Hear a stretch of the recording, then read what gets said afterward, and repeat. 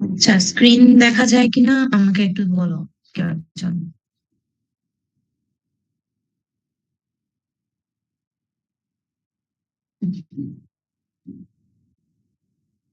আচ্ছা, স্ক্রিন দেখা যায়। আচ্ছা, এখানে শেপ ফাইল আনছি একটা, শেপ ফাইলটা কি দেখা যাচ্ছে?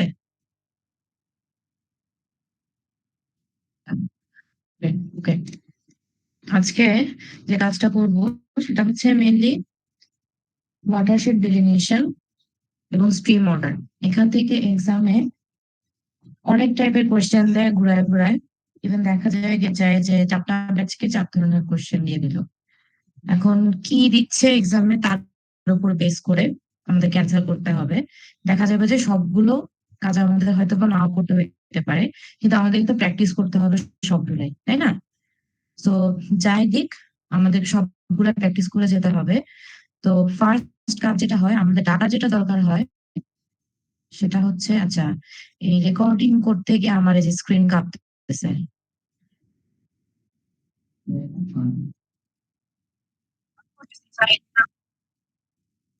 আচ্ছা আচ্ছা, ঠিক আছে কালকে তাহলে। কালকেটা কি করছো? হ্যাঁ, কালকে আমার স্ক্রিন সমস্যা করতেছে রেকর্ড করতে গিয়ে।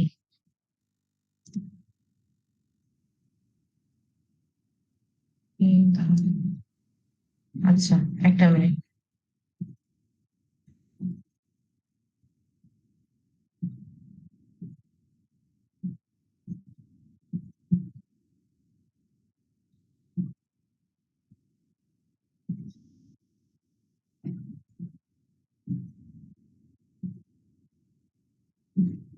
আচ্ছা, স্ক্রিন দেখা যাচ্ছে তো? হ্যাঁ। আচ্ছা, এখন এটার কাজ করতে গেলে প্রথমে আমাদের জন্য আহ যে ডেটাটা লাগে সেটা হচ্ছে ডেম ডাটা লাগে। আর যে কোনো একটা ডিস্ট্রিক্টের শেপ ফাইল লাগে, সেটা যে কোনো ডিস্ট্রিক্টের হতে পারে। সাধারণত যেসব জায়গায় নদী বেশি থাকে সেরকম একটা জায়গা সিলেক্ট করা হয়। হ্যাঁ, এখন বান্দরবান, রাঙামাটি এসব জায়গায় নদী অনেক কম আমি দেখলাম। ওগুলা পাহাড়ি এলাকা কম, ওইসব জায়গায় দেওয়া হয় না। তো যদি পুরো বাংলাদেশের ডিস্ট্রিক্ট বাংলাদেশের লেম ডাটা দেওয়া থাকে আর শেপ ফাইল দেওয়া থাকে, তখন আমাদেরকে হচ্ছে এক্সট্রাক্ট বাই মাস্ক করে নিতে হবে। এটা মডেল ছাড়াই করতে হবে, মানে মডেল রান করার আগে থেকেই করতে হবে।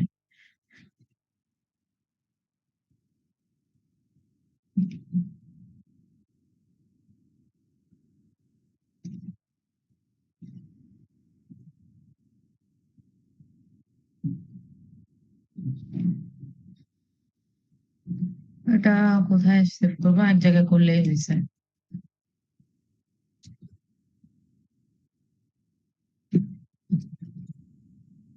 আচ্ছা,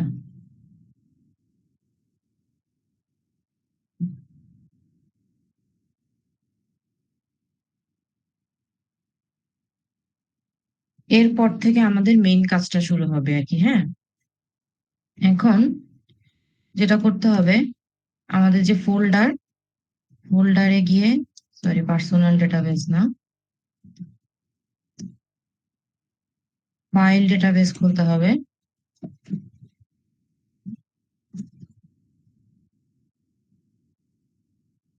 আর টুল বক্সে মডেল ওপেন করতে হবে,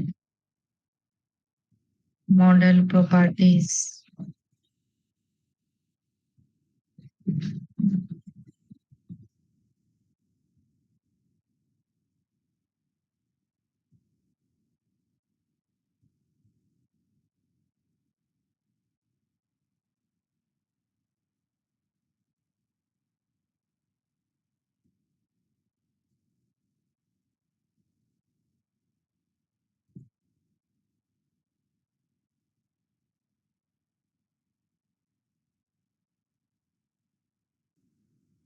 হারিয়া প্রসেসিং, হ্যাঁ, মডেলের কিছু দেখা যাচ্ছে না।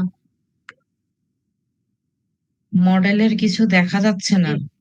প্রপার্টিজ ঠিক করলি? হ্যাঁ, ওইটা আর দেখা যাচ্ছে না, আমি দেখতে এই পাচ্ছি না, অন্য সমস্যা। কেউ। আচ্ছা এই এখানে দাঁড়ান। সমস্যাটা আই গেস গতকালও হয়েছিল। দেখা যাচ্ছে আচ্ছা, না। এই সমস্যাটা গতকালও হয়েছিল। আচ্ছা, একটা মিনিট।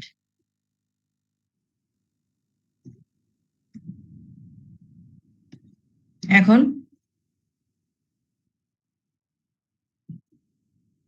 হ্যাঁ, এখন দেখা যাচ্ছে।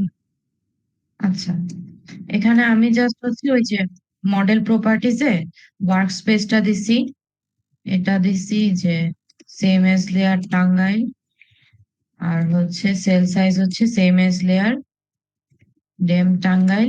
মাস্কটা লাগে না, হ্যাঁ। মাস্কটা দিয়ে রাখার সুবিধা হচ্ছে কখনো যদি কোনোটা এরিয়ার বাহিরে চলে যায়, তাহলে আর দুইবার এক্সট্রাক্ট বাই মাস্ক করা লাগে না, এটা এক্সট্রা কাজ করা লাগে না। রাস্টার অ্যানালাইসিসে মাস্কটা দিয়ে রাখলে, শেপ ফাইলটা দিয়ে রাখলে এটা একটা সুবিধা হয়। এটা সবসময় যে লাগবে এরকমটা না। এখন আমাদের কাজ শুরু করতে হবে। হ্যাঁ। উম, আচ্ছা আচ্ছা, ওকে।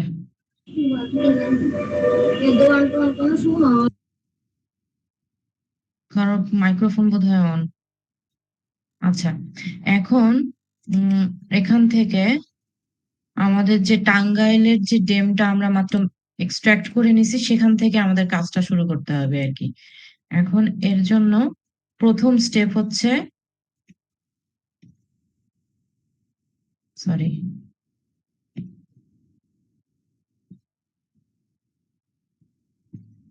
প্রথম স্টেপ হচ্ছে ফিল। ফিল যে স্পাশিয়াল অ্যানালাইজড, এটা অনেকগুলা ফিল আছে কিন্তু ভুল করা যাবে না এটা।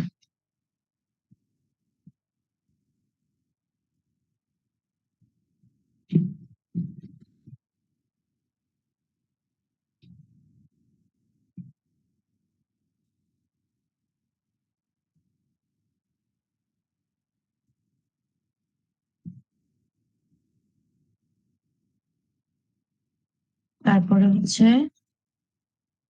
Flow direction.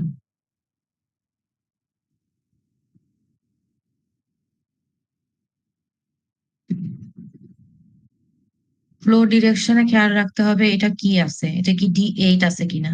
এখানে অনেকগুলো অপশন দেখায়।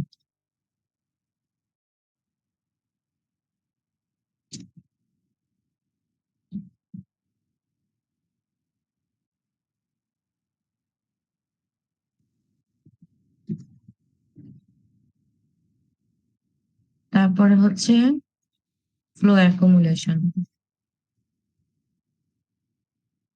ফ্লো অ্যাকুমুলেশনে এসে এখানেও দেখতে হবে এটা কি D8 আছে কিনা। দুইটাই সেম থাকতে হবে, হ্যাঁ।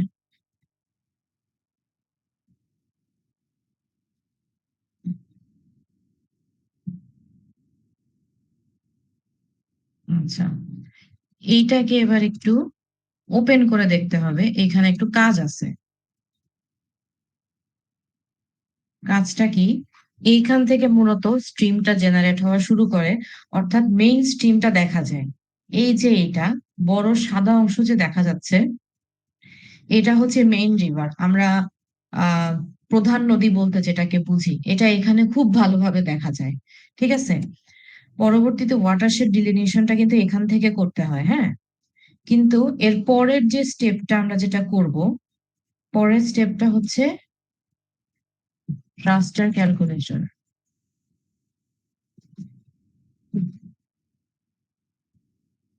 এটা কিন্তু এখানে কানেক্ট হবে না, হ্যাঁ।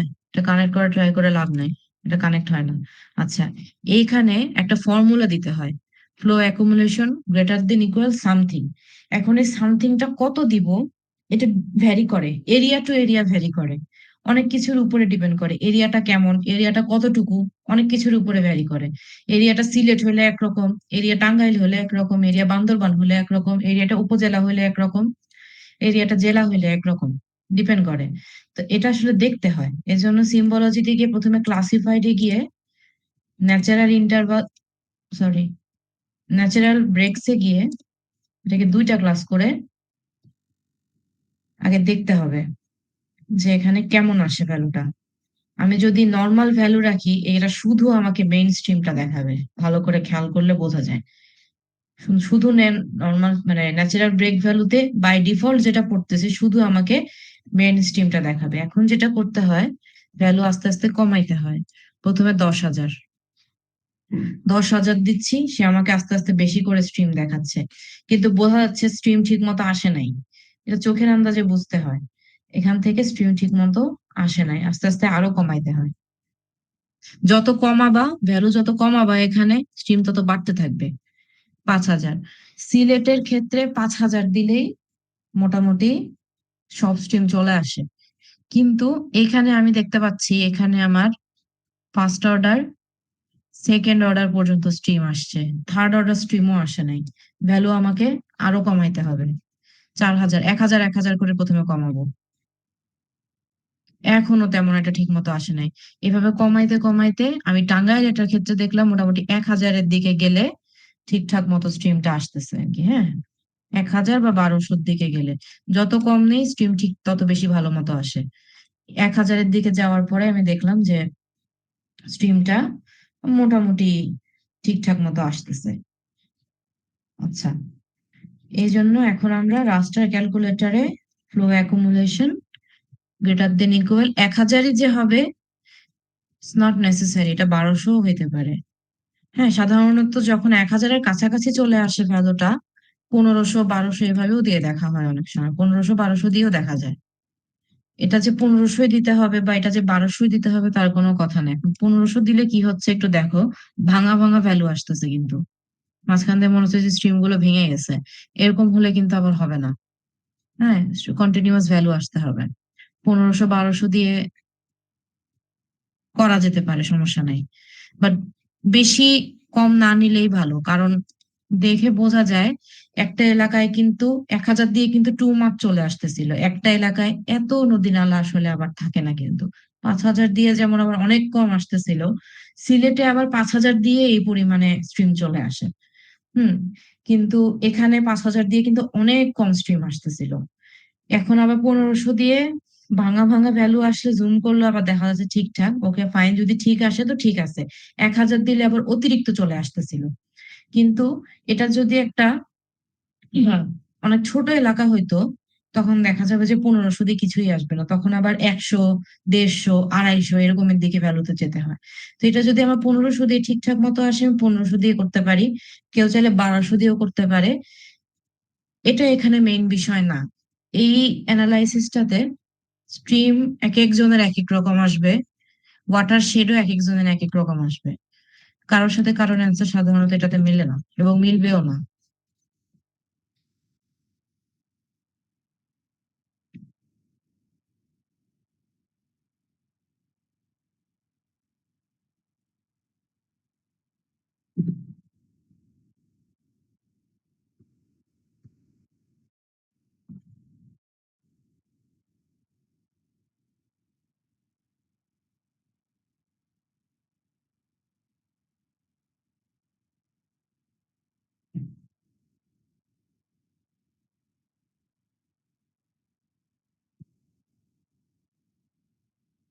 আচ্ছা, এর পরের স্টেপ হচ্ছে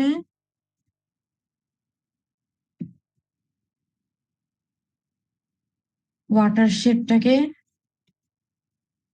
বের করা। হ্যাঁ, ওয়াটার শেড বের করার জন্য আমাদের হচ্ছে লাগে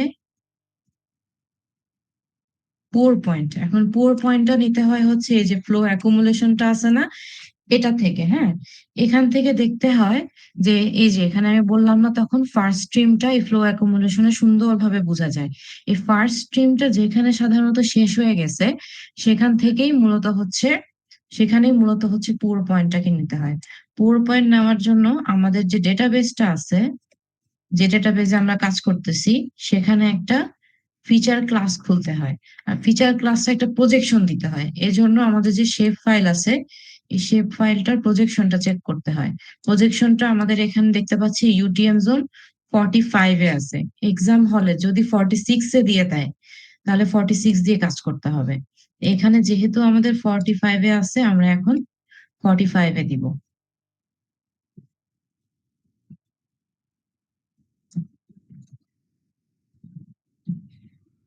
টাইপ অফ ফিচার ক্লাস হবে পয়েন্ট ফিচার। হ্যাঁ, আচ্ছা, এটা 45 দিচ্ছি। যদি শেপ ফাইলটা 46 এ থাকতো তাহলে ওটাকে 46ই দিতাম। এটা দেখতে হবে, এটা মুখস্থ বসায় দেওয়া যাবে না। পরীক্ষার হলে যেটা দেওয়া থাকবে সেটাই দিতে হবে। আচ্ছা, পাওয়ার পয়েন্টের সিম্বলজিটা আমি আমার সুবিধার জন্য একটু বড় করে দিচ্ছি, আমার সুবিধার জন্য, ইটস নট নেসেসারি। এবারে এডিটর অন করে, আমার এডিটর অন করলে ক্রিয়েট ফিচার অন হয়ে যায়। যদি অন না হয় এখান থেকে ক্রিয়েট ফিচার অন করে নেব। অন করে এই যে ফার্স্ট স্ট্রিম, আমি বারবার বলতেছি যে সাদাটা যেটা ভালো করে দেখা যাচ্ছে, ফার্স্ট স্ট্রিম না অ্যাকচুয়ালি, এটা আমি বারবার ভুল বলতেছি, মেইন স্ট্রিম। ফার্স্ট স্ট্রিম কিন্তু মেইন স্ট্রিম না। এই যে মেইন স্ট্রিমটা যেটা বেশি উজ্জ্বল ভাবে দেখা যাচ্ছে, এই মেইন স্ট্রিম, এই জায়গাটায় মেইন স্ট্রিমটা যেখানে শেষ হয়ে গেছে, শেষ হয়ে দেখো ভালো করে যদি জুম করি বোঝা যাচ্ছে পিক্সেলের যে কালারের ডিফারেন্সটা বোঝা যায়। এখানে মেইন স্ট্রিমটা শেষ হয়ে এই জায়গা থেকে নতুন স্ট্রিম কিন্তু স্ট্রিম ডিভিশন হওয়া শুরু করছে। এইখানে একটা পয়েন্ট নিতে হয়। কোনো কোনো এরিয়ার ক্ষেত্রে এই মেইন স্ট্রিম অনেকগুলা থাকে।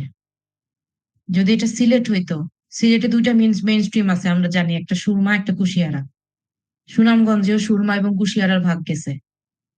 এটা যদি সিলেট বা সুনামগঞ্জ হইতো, দুইটা মেইন স্ট্রিম পাইতাম আমরা।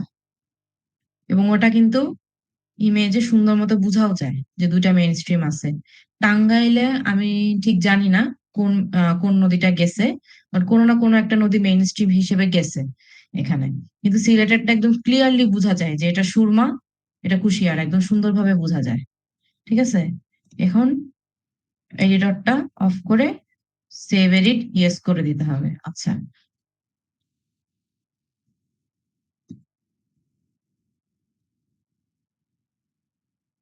তারপরে এই যে পাওয়ার পয়েন্টটা, এটাকে এখানে নিয়ে আসতে হবে। তারপরে হচ্ছে স্ন্যাপ পাওয়ার পয়েন্ট, এটা লাগবে এখন।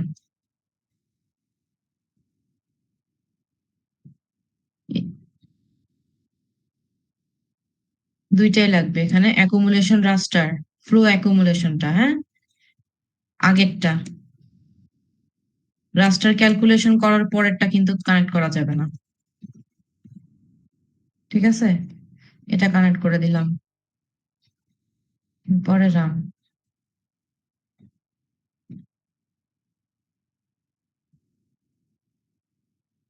এরপরে হচ্ছে ওয়াটারশেড।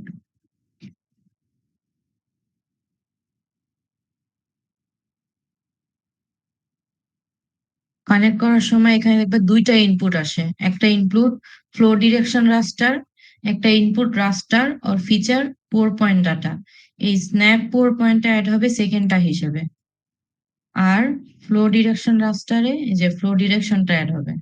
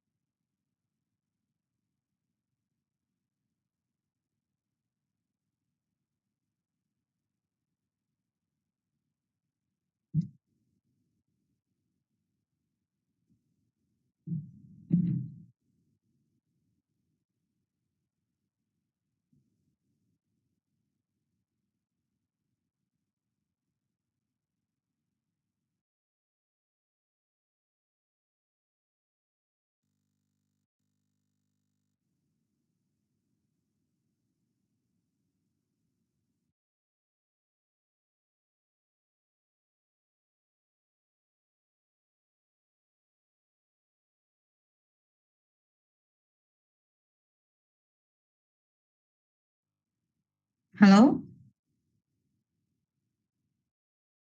স্ক্রিন কি অফ হয়ে গেছে?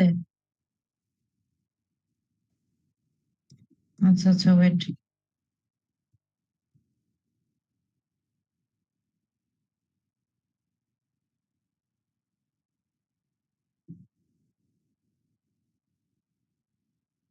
এখন দেখা যায় স্ক্রিনে ব্ল্যাক কালার কিছু?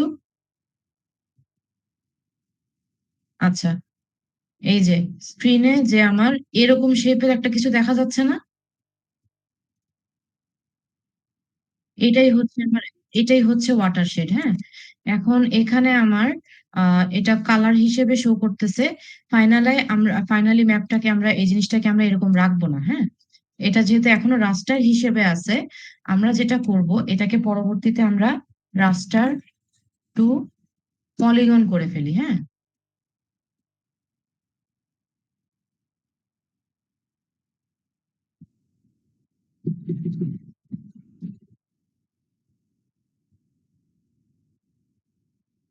সিম্পলিফাই করার দরকার নাই, সিম্পলিফাই করলে শেপটা নষ্ট হয়ে যায়।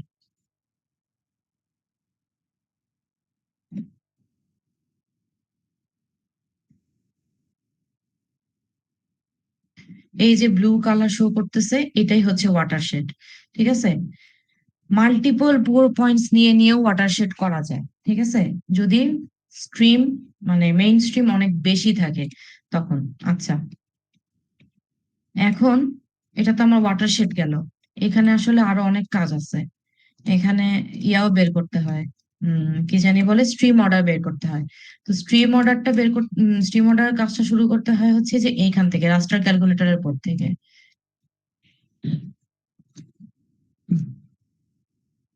এখানে আসবে আমার স্ট্রিম অর্ডার,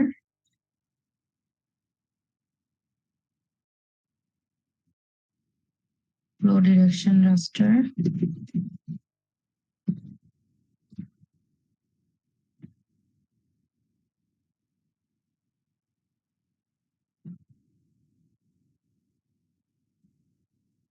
স্ট্রিম পাওয়া গেছে চারটা অর্ডারে, মোটামুটি চারটা থেকে পাঁচটা স্ট্রিম যদি পাওয়া যায় তাহলে বুঝবা যে তোমার অ্যানালাইসিস ঠিক আছে। সিলেট হইলে পাঁচটা পাওয়া যায়। হ্যাঁ, সিলেটের নদী অনেক বেশি। সিলেট, সুনামগঞ্জ, ওই জায়গায় নদী, হাওর বেসিন তো, ওই জায়গায় অনেক নদী পাওয়া যায়। আবার তোমার বরিশালের দিকেও নদী অনেক বেশি, ওইসব জায়গায় হচ্ছে অর্ডার অনেক বেশি আসে।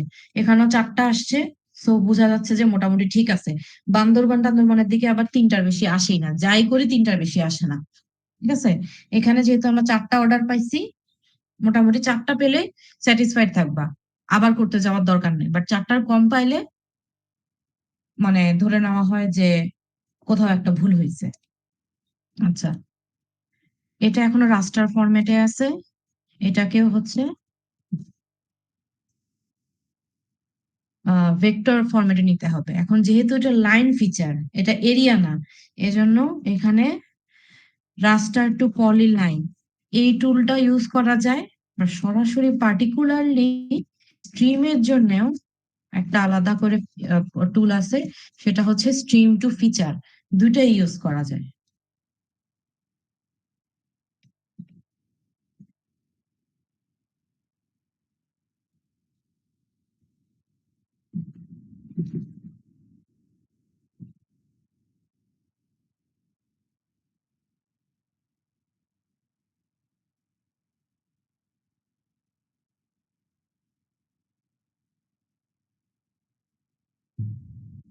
আচ্ছা, এইখানে একটু কাজ করতে হবে। হ্যাঁ, এখানে কাজটা কি, সিম্বলজিতে গিয়ে, কোয়ান্টিটিজে গিয়ে, ভ্যালু ফিল গ্রিড কোডে দিয়ে সবগুলো আমরা অ্যাড করব। এখানে যে 4 নাম্বারটা আছে, আমাদের মনে রাখতে হবে সবার লাস্টেরটা যেটা, সেটা 4 হোক, 3 হোক, 5 হোক, 6 হোক, যাই হোক, 4 নাম্বারটা যেটা, সেটা হচ্ছে মেইন স্ট্রিম বা রিভার। এটাকে একটু মোটা করে দিতে হবে, 2 বা 2.5। ঠিক আছে, মোটা দাগে গাঢ় কালার করে দিতে হবে। ঠিক আছে, দেখো আমি বারবার যেটা বলতেছিলাম, রাস্টার অ্যাকুমুলেশনটা থেকে, ফ্লো অ্যাকুমুলেশন রাস্টারটা থেকে, যে এটা মেইন স্ট্রিম, এটা মেইন স্ট্রিম। এবং আমাদের যে দেখা যায় না। স্ক্রিনকে আবার ইয়া হয়ে গেছে।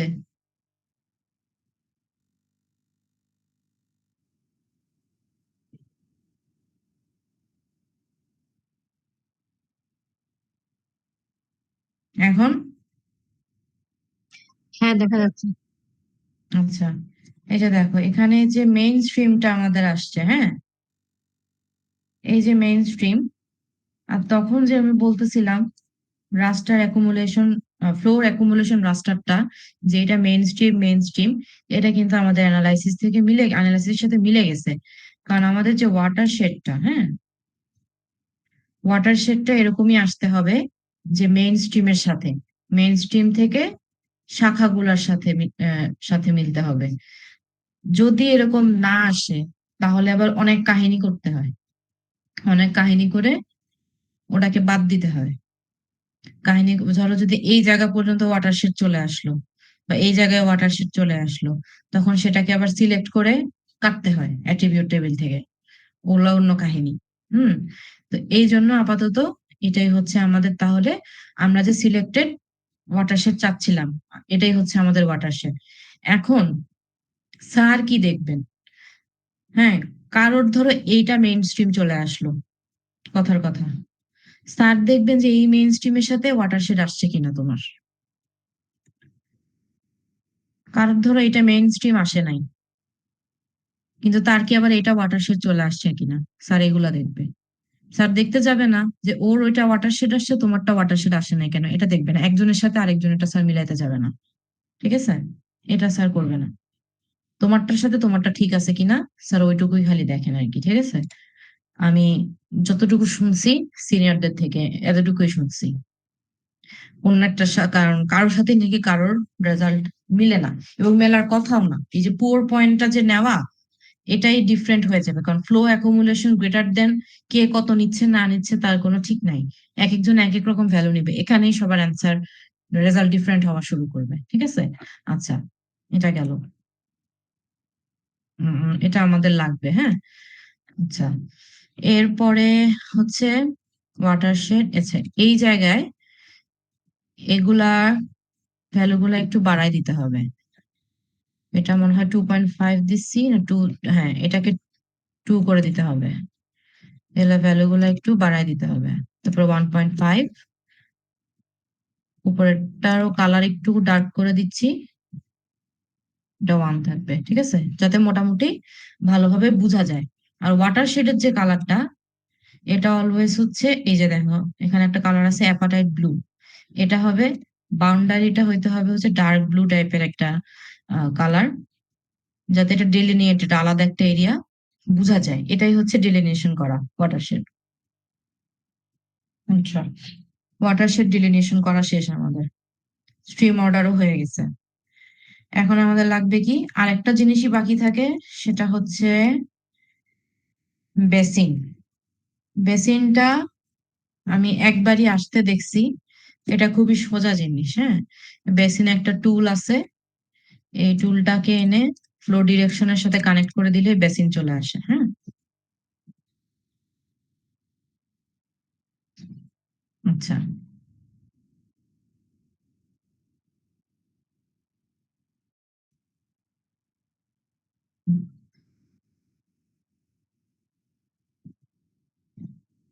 বেসিন দেখতে এরকম হয়, এটার কালার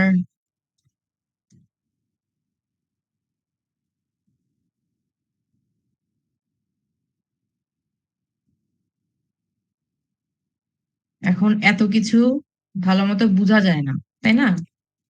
এই জন্য এটাতে ডিসপ্লেতে আমি সাধারণত ট্রান্সপারেন্সিটা 40% করে দিলে মোটামুটি একটু ভালো মতো বোঝা যায় আর কি, ঠিক আছে? ম্যাপে এই কয়েকটা জিনিস হচ্ছে লিজেন্ডে রাখা লাগে আর কি। সরি, আমি ক্লাসিফাইড করে দিচ্ছি, এটা স্ট্রেচডই হবে, ক্লাসিফাইড রাখা যাবে না। ওকে, আচ্ছা।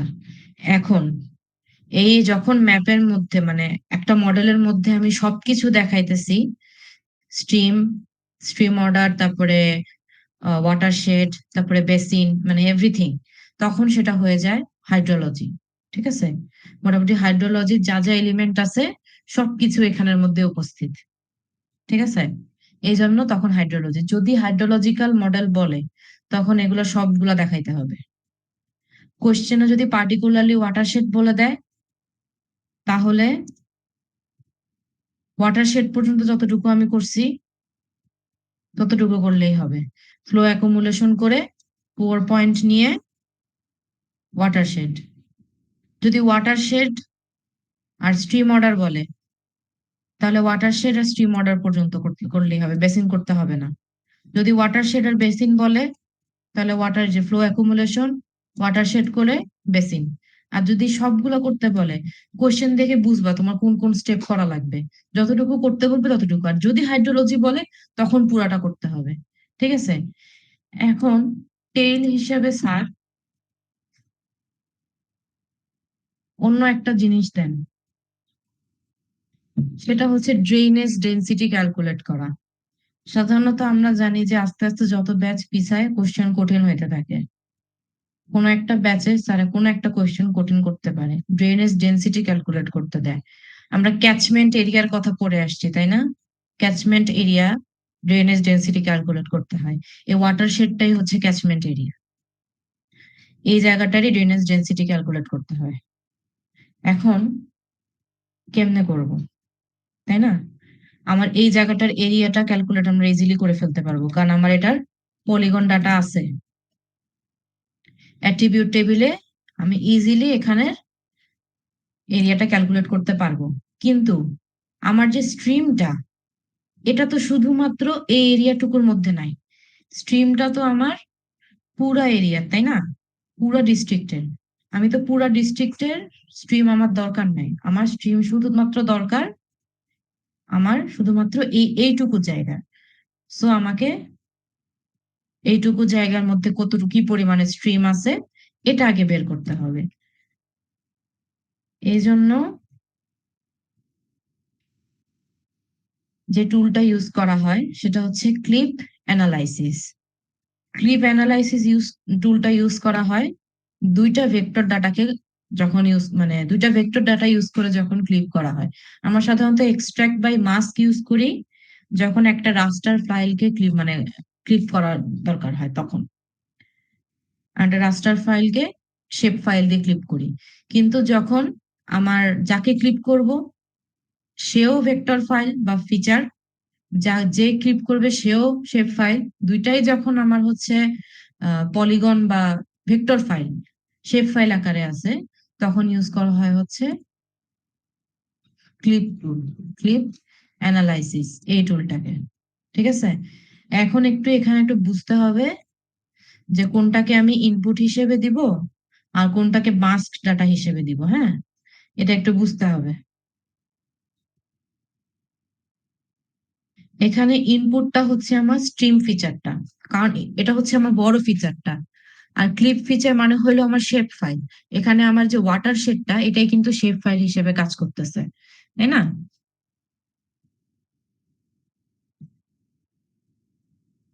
দ্যাটস ওয়াই ইনপুটে যাবে হচ্ছে টোটাল এরিয়ার যে স্ট্রিমটা ছিল সেটা, ক্লিপ ফিচারে যাবে হচ্ছে ওয়াটার শেডের যে পলিগন ফিচারটা ছিল, যেটা বর্তমানে শেপ ফাইল হিসেবে কাজ করতেছে সেটা।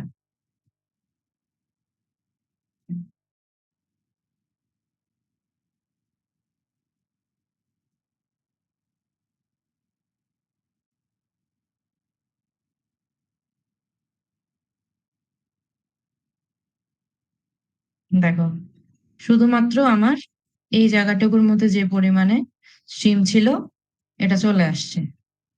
এখন অ্যাট্রিবিউট টেবিলে যদি আমি যাই, 43টা স্ট্রিম আছে। এতগুলা স্ট্রিম নিয়ে আমি কাজ করতে গেলে আমার কিন্তু আমি সমস্যায় পড়ে যাব, তাই না? যখন এরকম বেশি পরিমাণে ডাটা চলে আসে তখন আমরা করি হচ্ছে ডিজলভ।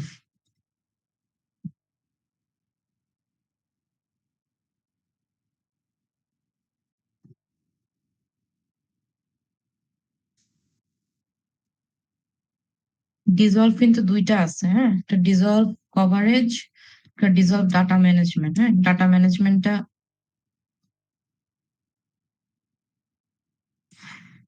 ইউজ করতে হবে।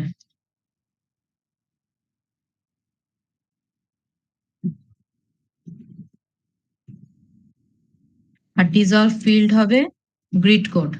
এখানে যদি আমি টিক মার্ক না দিই ডিজলভ হবে না।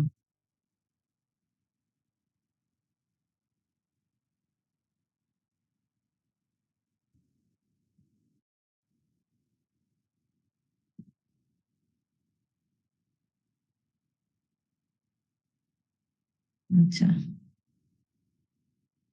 এখন আমার ট্রিমের পরিমাণ অনেক কমে আসছে। আচ্ছা, এখন ওয়াটারশেডের এরিয়াটা ক্যালকুলেট করতে হবে। এর জন্য নিউ ফিল্ড করব, টাইপ হবে ডাবল। ঠিক আছে, ক্যালকুলেট জিওমেট্রি, স্কোয়ার মিটারে খুলতে পারি। স্কোয়ার মিটারে অনেক বেশি চলে আসতেছে, যেহেতু এটা একটা ডিস্ট্রিক্ট এবং অনেক বড় এরিয়া, তাই এটা স্কোয়ার কিলোমিটারে করতেছি। ঠিক আছে, আচ্ছা, প্রথমটা কম আসলো, সেকেন্ডটা যথেষ্ট বেশি আসছে আই থিংক। ওকে, আচ্ছা, এই ডাটাটাকে এক্সেলে কপি করে নিতে হবে। হ্যাঁ, আমার হচ্ছে অলরেডি এক্সেল ফাইল খোলা আছে। এটা সুনামগঞ্জেরটা আমি করছিলাম। এখানে এটাকে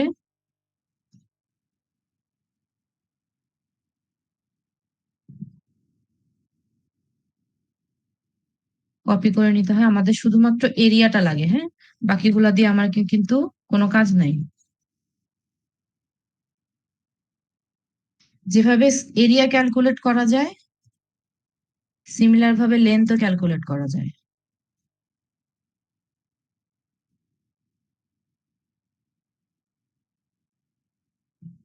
এরিয়া ক্যালকুলেট করতে হয় পলিগন ফিচারের, লাইন ফিচারের, লেন্থও ক্যালকুলেট করা যায়। এই যে এখানে ক্যালকুলেট জিওমেট্রি দিলে এখানে কিন্তু আর এরিয়া দেখাচ্ছে না, এখানে লেন্থ দেখাচ্ছে। এরিয়াটা যেহেতু আমি স্কোয়ার কিলোমিটারে নিছিলাম, তাই এটা আমি কিলোমিটারে নিব। এবার এটাকেও আমি এখানে কপি করে এক্সেলে নিয়ে যাচ্ছি। এটার লেন্থটাও আমার কিলোমিটারে। আচ্ছা, এখন আমার হচ্ছে টোটাল লেন্থটা লাগবে আর টোটাল এরিয়াটা। তাহলে আমি এটা সাম করলাম। এক্সেল শিটটা কি দেখা যাচ্ছে?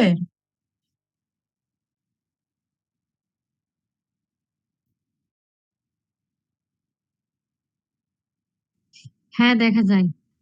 আচ্ছা, এখন আমার লাগবে হচ্ছে টোটাল এরিয়াটা লাগবে, আর এই এরিয়ার ভিতরে টোটাল কতটুকু বা কি পরিমাণে স্ট্রিম ছিল সেটা লাগতো। আমি এই দুটা জিনিস পেয়ে গেছি।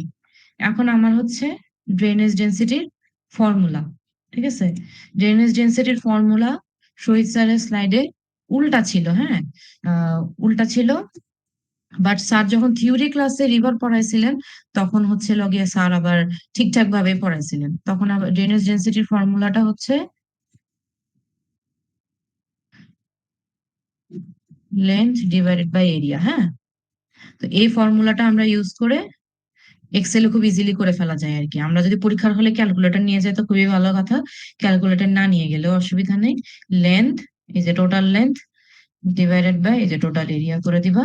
এই যে এটা, আর এটার ইউনিটটা হয় হচ্ছে অলওয়েজ, সরি এখানে লেখা যাবে না আসলে, এখানে কিছু লিখতে গেলে ঝামেলা হবে।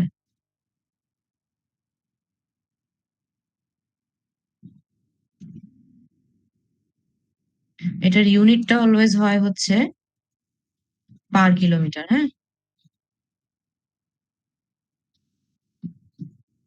পার কিলোমিটার বা পার মিটার, যদি মিটারে করতাম তাহলে পার মিটার, যদি কিলোমিটারে করি তাহলে পার কিলোমিটার। এটা সব সময় দেন না স্যার, কোনো কোনো বার দিয়ে দেয়, একটা টেইল হিসেবে বলছি দিয়ে দিতে বেশি পারে। বড় হলে কি সেন্ড করা যাবে? কি? ওই যে রেকর্ডটা বেশি বড় হয়ে গেলে কি সেন্ড করা যাবে না, ওই যে আলাদাভাবে আবার রেকর্ড করা লাগবে ভেঙে ভেঙে? আমি জানি না।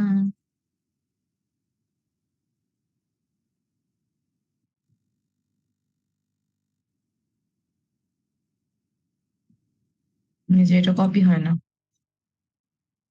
পরীক্ষায়, পরবর্তীতে যদি আসে এরকম, তখন জাস্ট ফর্মুলাটা বসায় যে টোটাল এই লেন্থ এত, টোটাল এরিয়া এত, বসায় পার কিলোমিটার ইউনিটটা দিয়ে দিতে হবে। আর এক্সেল ফাইলটা তো আমরা সাবমিট করবোই। So that's it.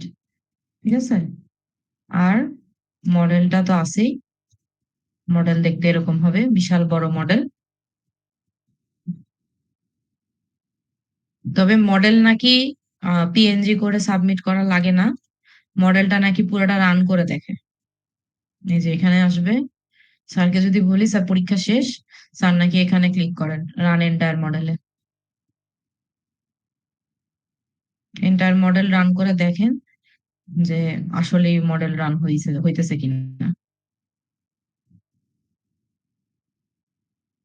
ওটা যদি কমপ্লিটেড শো করে তাহলে তোমার মডেল রান হয়েছে, আর না হলে মার্ক কাটা।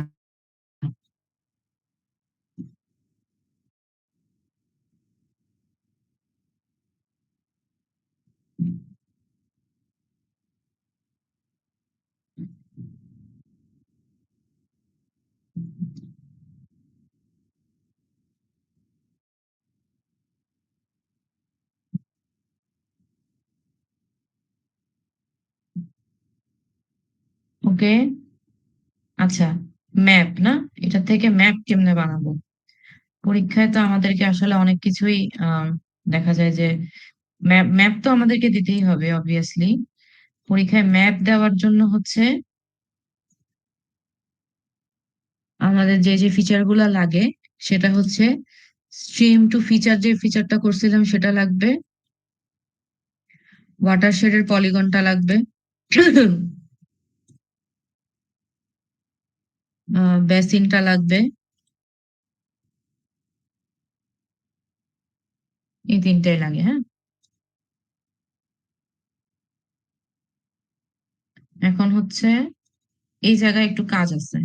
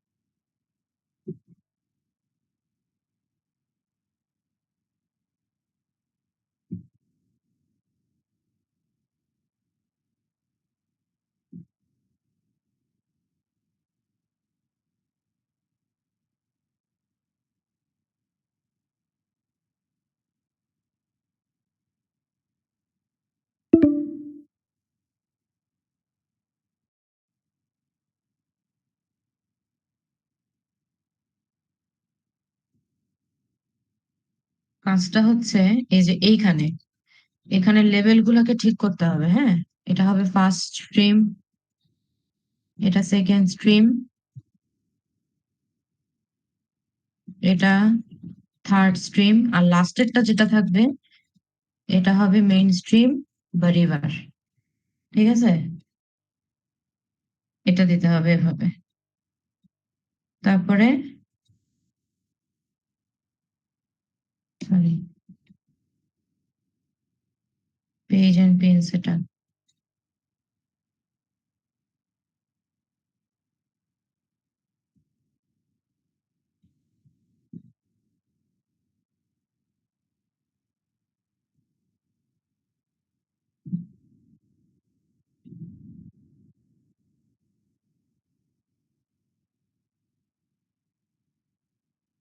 বেশি বড় হয়ে গেছে।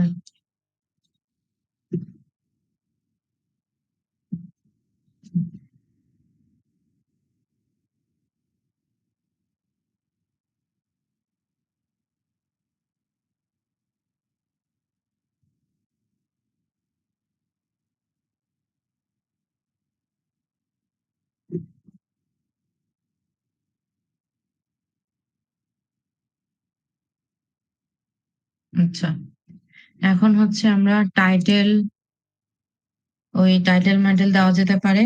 যদি শুধু ওয়াটারশেড বলে তাহলে ওয়াটারশেড অফ, এভাবে দিব, ওয়াটারশেড অফ অমুক ডিস্ট্রিক্ট। যদি বলে শুধু স্ট্রিম অর্ডার দেখাইতে, তাহলে স্ট্রিম অর্ডার অফ অমুক ডিস্ট্রিক্ট। যদি ওয়াটারশেড আর স্ট্রিম অর্ডার দুটো দেখাইতে বলে তাহলে এভাবে লিখবো, watershed and stream order of ওই ডিস্ট্রিক্ট। আর যদি সবগুলো দেখাইতে বলে, যেটা আমরা এই ম্যাপে দেখাইছি, তখন দিব হাইড্রোলজি অফ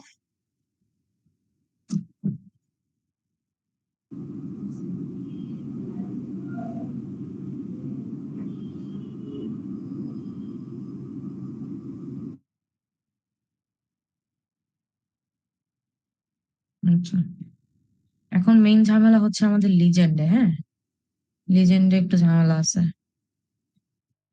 লিজেন্ডে এই যে বেসিনটাকে ওয়াটার শেডের উপরে উঠাই দিতে হবে আর কি। হ্যাঁ, আর এগুলা একটু ঠিক করে দিতে হবে নামগুলা। এটা স্ট্রিমস, তারপরে এই যে কি অল আদার ভ্যালু, কি গ্রিড কোড, এগুলো রাখা যাবে না।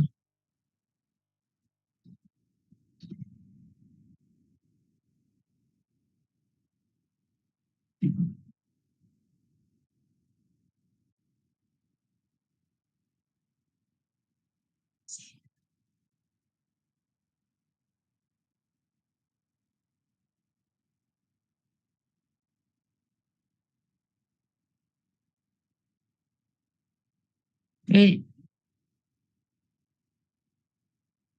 এখানে একটা এক্সট্রা দাগ আছে না,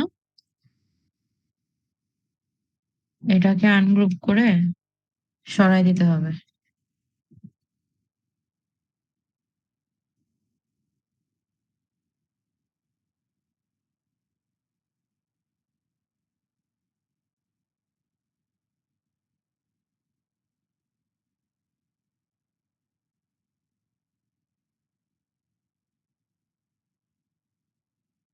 তারপরে ওই নিজের মতো বর্ডার টর্ডার দিব, স্কেল বসাবো, গ্রিড টিড দিব। এটাতে ম্যাপ বানাইতেই হবে, এটাতে ম্যাপ না বানাইলে কপালে শনি আছে।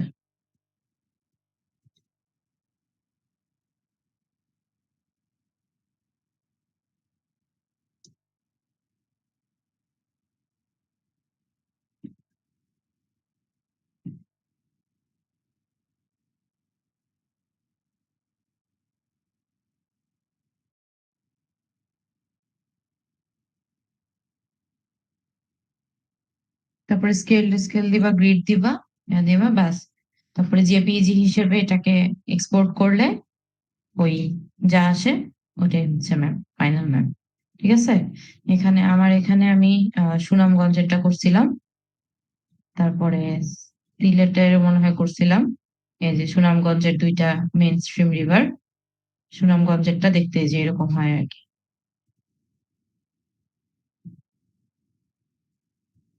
ফাইনাল আউটপুটটা দেখতে অনেকটা এরকম আসবে। ঠিক আছে, আচ্ছা, এখন হচ্ছে কোয়েশ্চেন।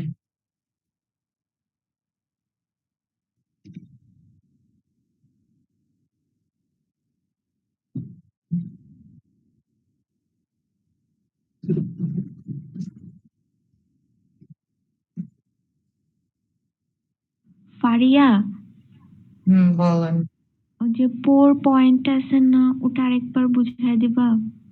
পুয়ার পয়েন্ট, হ্যাঁ, আচ্ছা। এখানে বুঝতে পারিনি। পুয়ার পয়েন্টটা হচ্ছে ফ্লো অ্যাকুমুলেশন যে রাস্টারটা হবে। হ্যাঁ,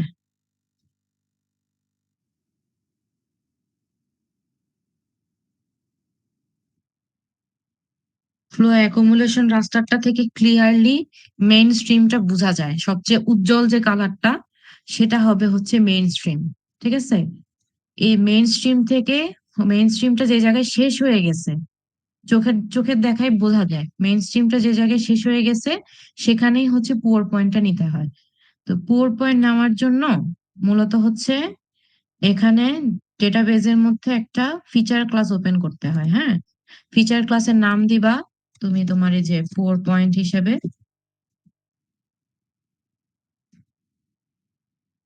অ্যালিয়াস দিলা। আচ্ছা, নেমে স্পেস দেওয়া যায় না। হ্যাঁ, টাইপ হবে হচ্ছে পয়েন্ট ফিচার। আচ্ছা, এখানে আমার সেম নাম আছে এই জন্য এটা অ্যালাউ করতেছে না। ঠিক আছে, আচ্ছা। আর প্রজেকশনটা দিতে হবে হচ্ছে শেপ ফাইলের প্রজেকশন যেটা ছিল সেটা। আমার শেপ ফাইলের প্রজেকশনে যে 45 নর্থে ছিল, এই same shape file, same projection দিয়ে আমাকে হচ্ছে একটা পয়েন্ট পয়েন্ট ডেটা ওপেন করতে হবে। ঠিক আছে, ওকে, ওপেন করলাম। ওপেন করার পরে এডিটর অন করতে হবে। এডিটর অন করার পরে এই যে ক্রিয়েট ফিচার্সে যেতে হবে। ক্রিয়েট ফিচার্সে যাওয়ার পরে এই যে মেইন স্ট্রিমটা আমার যে জায়গায় শেষ হয়ে গেছে, বোঝা যাচ্ছে, জুম করলে, ভালো করে জুম করলে বোঝা যায় যে এই জায়গা আর এই জায়গার পিক্সেল ভ্যালু অনেক আলাদা। আমি একটু সুবিধার জন্য এটার সিম্বলজি করে সিম্বলটা চেঞ্জ করে দিছিলাম, ঠিক আছে? এখন বোঝা যাচ্ছে যে এটার যে মেইন স্ট্রিমটা থেকে এই জায়গায় দেখো স্ট্রিমটার দুই ভাগে ভাগ হয়ে গেছে এবং এই জায়গাটার পিক্সেল ভ্যালু আলাদা। সো মানে খুব ক্লিয়ার যে এটা মেইন স্ট্রিমটা এই জায়গাটায় শেষ হয়ে গেছে। সো মেইন স্ট্রিমটা যে জায়গায় শেষ হয়ে গেছে এই জায়গায় একটা পয়েন্ট দিতে হবে। এটাই হচ্ছে আমার পোর পয়েন্ট আর কি। এখন মেইন স্ট্রিমটা দেখে যদি মনে হয় যে এখানেও শেষ হয়েছে, অ্যাকচুয়ালি কিন্তু না, এখানে শেষ কিন্তু হয় না, একটু সামনে আরো এখানে থেকে একটা শাখা বের হয়েছে, এটা ঠিক, কিন্তু আরো কিছু দূর কিন্তু সে সামনে গেছে, ঠিক আছে? ফাইনালি যেখানে গিয়ে শেষ হয়েছে বলে মনে হচ্ছে সেখানেই নিতে হবে। কোনো কোনো এরিয়াতে দেখা যায় যে মাল্টিপল মেইন স্ট্রিম থাকে, তখন হচ্ছে পোর পয়েন্ট দুইটা তিনটা নিতে হবে, একটা না, এবং তখন ওয়াটারশেডও দুই তিনটাই আসবে। এটাই। এখন বুঝছো শর্মী? হ্যাঁ বুঝছি, থ্যাংক ইউ। আচ্ছা, আর কারোর কোনো কোশ্চেন আছে ক্যালকুলেশনটা নিয়ে, ড্রেনেজ ডেন্সিটি ক্যালকুলেশনটা করা নিয়ে?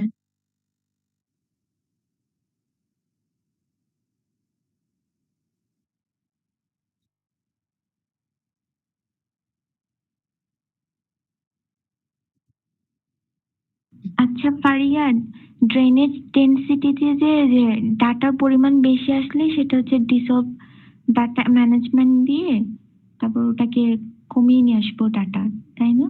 হ্যাঁ, হ্যাঁ, এটাই তো বলছিলে তুমি। চাইলে চাইলে হচ্ছে এটা দিয়েও করা যায়, হ্যাঁ, আমি দেখাচ্ছি, এটাকেও পুরোটা দিয়ে করা যায়, ঠিক আছে? কিন্তু এখানে আমার পুরোটাকে তখন হচ্ছে এক্সেল শিটে কপি করে ওই সামেশন, আলটিমেটলি তো আমি সামেশনই ইউজ করব, এখানেও এরিয়া ক্যালকুলেট করা যায়।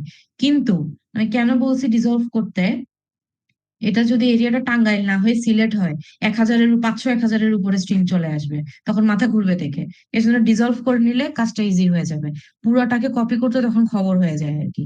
আর এরিয়া ক্যালকুলেশনটা অ্যাকচুয়ালি ডিজলভ করে করাটা ইজিয়ার আর কি। হ্যাঁ, এটাই। আর আরেকটা কথা, যদি ওয়াটারশেড এরকম দুই তিনটা আসে, অর্থাৎ মেইন স্ট্রিম যদি কোনো এরিয়াতে দুই তিনটা থাকে, ওয়াটারশেডও দুই তিনটা চলে আসবে না তখন?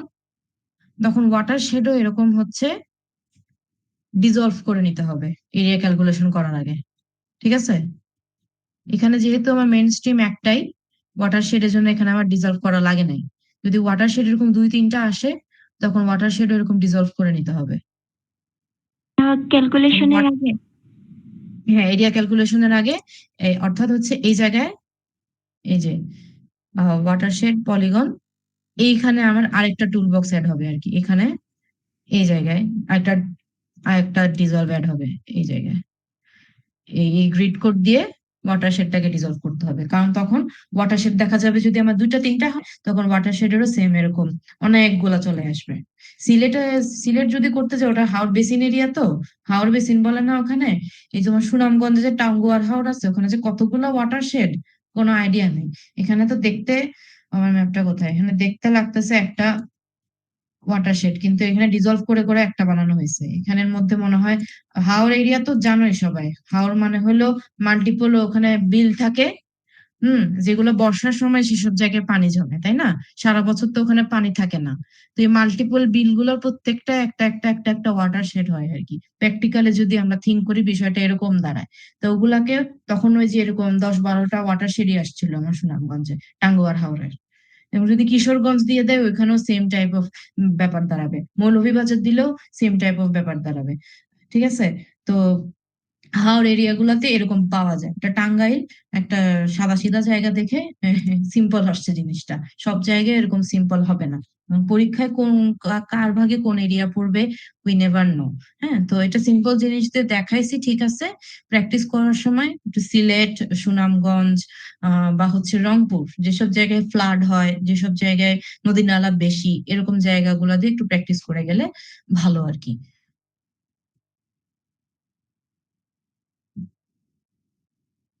তখন ওয়াটারশেড যখন অনেকগুলো আসবে, তখন এরকম এই যে মডেলে ওই একটা ডিজলভ টুল এনে ডিসলভ করে তখন আমার আরেকটা পয়েন্ট অ্যাড হবে। তখন ওইখান থেকে হচ্ছে যেমন এইখানে আমরা ইয়াটা করছি না, ক্যালকুলেটটা করছি না, তখন এখানে না করে ওই ইয়ার মধ্যে করতে হবে, ওইটার মধ্যে করতে হবে। আমার মডেল কি গায়েব হয়ে গেছে? বাহ, মডেল কই আমার? হোয়াট এভার, এখন মডেল দিয়ে কি করবো?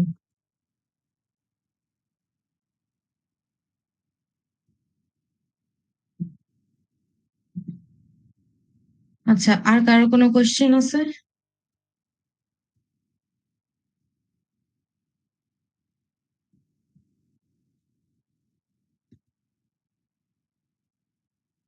আপাতত নাই। ওকে, থ্যাংক ইউ। তাহলে মিটিং এন্ড করতেছি। আমার পরে আর নেক্সট কালকে টা করতে হবে। আচ্ছা, পরবর্তীতে আমাদের এখনো বাকি আছে হচ্ছে হটস্পটটা বাকি, হ্যাঁ। পরীক্ষায় 64, মানে গত ইয়ারের ব্যাচে হটস্পট রিগ্রেশন করায় নাই, এই জন্য ওদের ওটা দেয় নাই। আমাদের আবার করাইছে, সুতরাং আমাদের হটস্পট দিবে বোঝা যাচ্ছে। হটস্পট করতে হবে, হ্যাঁ। তাহলে কালকে হটস্পট রাখতে হবে। হটস্পট যদি কালকে রাখি, আমাদের এখন তাহলে বাকি থাকে হচ্ছে জোনাল স্ট্যাটিস্টিক্স, হ্যাঁ।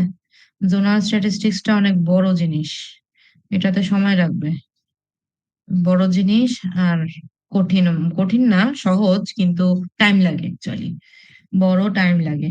এবং এটা পরীক্ষা প্রতি ব্যাচকে দেয়, যেহেতু জোনাল স্ট্যাটিস্টিক্স এর অনেকগুলা প্যারামিটার আছে, কোনো ব্যাচকে দিবে রেইনফল দিয়ে, কোনো ব্যাচকে টেম্পারেচার দিয়ে, কোনো ব্যাচকে দিবে এলিভেশন দিয়ে, কোনো ব্যাচকে স্লোপ দিয়ে দিয়ে দিবে। তাহলে জোনাল স্ট্যাটিস্টিক্সটা 23 তারিখের জন্য রাখি, কালকে হটস্পট করাই। কালকে হটস্পট এএসএল লিস্ট কস্ট পাঁচ শেষ, এটা গেছে। আজকে গেল ওয়াটারশেড, মেজর 2টা পোর্শন শেষ, এই 2টা টার্ম। হটস্পট